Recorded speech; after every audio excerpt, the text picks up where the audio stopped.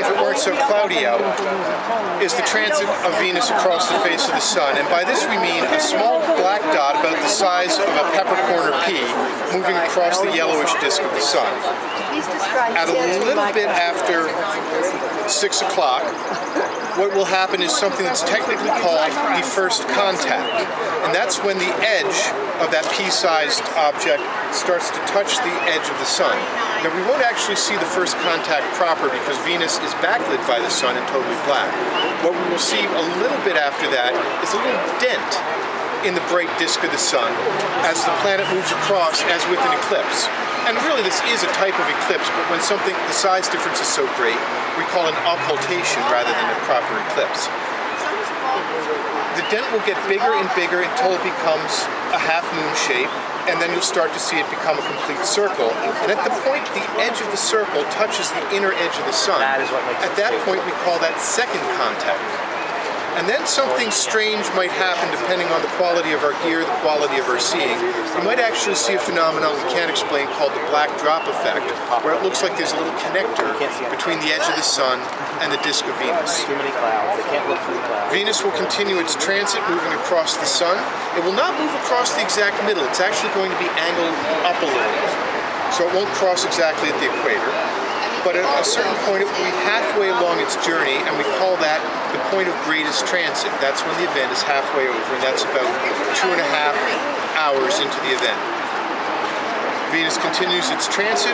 During this time from Philadelphia, the sun will have set at about 8:30. People farther west will be able to see it. When Venus reaches the opposite edge of the sun, when the dot touches the inside of the disk, we make a point called third contact. No surprises there. And there may or may not be that black drop effect as it gets closer. Then Venus's disk will get smaller and smaller as it exits the light of the sun until the very edge of Venus is just touching the edge of the sun. We can't see any more dent, and that point marks the fourth contact and the end of the transit, and the end of this whole thing until 2117. Now, will we be able to see anything at all? Speak for yourself. Any cloud cover? Will we see a shadow? Will we see anything with the cloud cover? These are particularly dense clouds. Last night I was out testing the equipment as I've been doing all week, and a few stray wispy clouds like maybe we see off in the distance will come over, and it looked beautiful. It looked like clouds moving across a full moon, blocking out some of the light, but you could see the sun and some sunspots behind it. These clouds are just plain too thick. Yeah, it is totally rotten timing. Now, I see clear sky over there. I see enough holes over there. If the weather moves a bit, we may get lucky. Unfortunately, with astronomy, the mechanics of the universe and the mechanics of Earth's atmosphere and weather system do not always cooperate.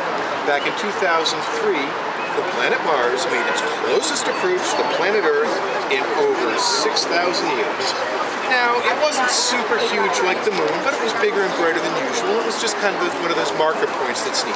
Mars makes a close approach about once every 3 years. Some of them are further, some of them are closer, because the orbits of the two planets are elliptical, and the best is when they're on the near side of their ellipses, and the worst is kind of on the far side.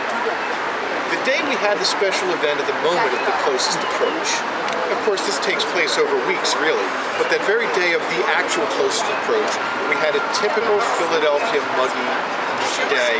You could see Mars, but it was humid, it was blurry.